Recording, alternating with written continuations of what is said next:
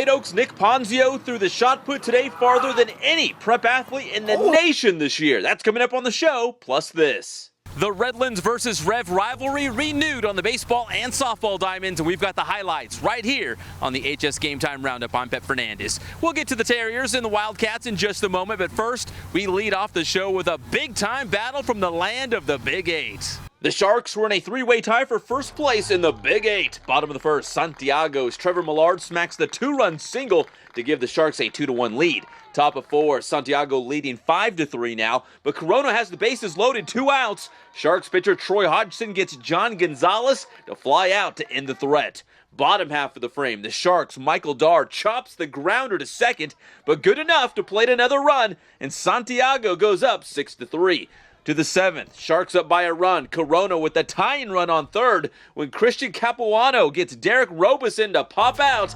That'll do it. Santiago wins 7-6. A big win for the Sharks. That keeps them tied for first place in the Big VIII League.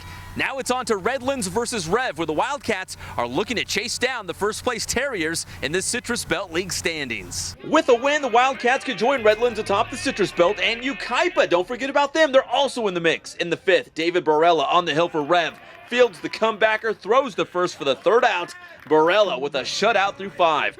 Bottom of 5, the Terriers, Angel Landazuri. Angel looking to keep his team in a one-run ball game. The Wildcats with a runner in scoring position, but Landazuri uses a couple Ks to work out of it, but Redlands trailing 1-0.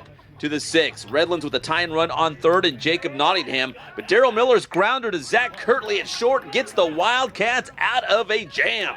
Fast forward to the top of the 7th, last chance for the Terriers, and they've got something brewing. Anthony Palmer singles to get aboard, and then it's Michael Tillman with the single. Redlands would eventually load up the bases with only 1 out. Barella exits the game with a 1-0 lead. Could the Wildcats hang on and get them the win? Let's find out. Anthony Aguila steps up to the plate for Redlands, and on the first pitch he sees from REV reliever Brody Robinson, he lines it sharply back to the mound. Robinson makes the catch, and he throws the first for the double play.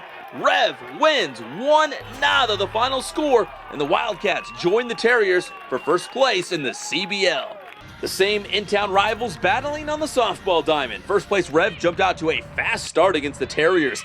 First batter of the game, Daniel Lopez doubles to get on board. And then it's Riley Plogger ripping the long fly ball off the fence. Lopez scores, and Plogger knows she barely missed a home run. By that much! Still in the first inning, Autumn Gillespie slaps the single to right. Stephanie Ruela slides home, making it 3-0 REV.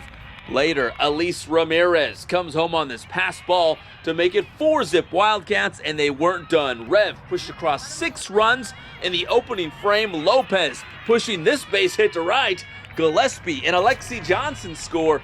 The first place Wildcats cruise 12-1.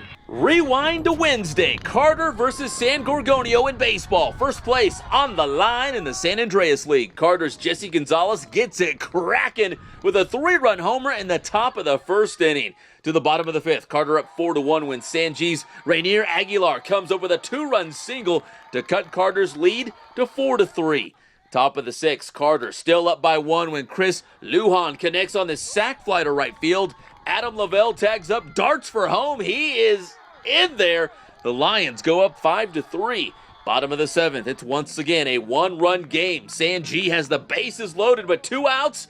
Carter's Jesse Gonzalez makes the catch and right to end it. Carter claims first place in league with a 5-4 win. Great Oaks dual track meet versus Murrieta Mesa was the perfect setting for the Wolfpack's Nick Ponzio to unleash his best shot put throw ever. In fact, according to Ponzio and track results we found online, Ponzio's throw of 69 feet, 7¼ inches is not only the best throw in the state, but the entire nation this year. Sports writer Jeff Perenni caught up with Ponzio moments after his record-setting throw, and you can see the interview here at HS Game Time, so look for that. And also from Wednesday, the Roosevelt track and field team continued its dominance in the Big VIII League.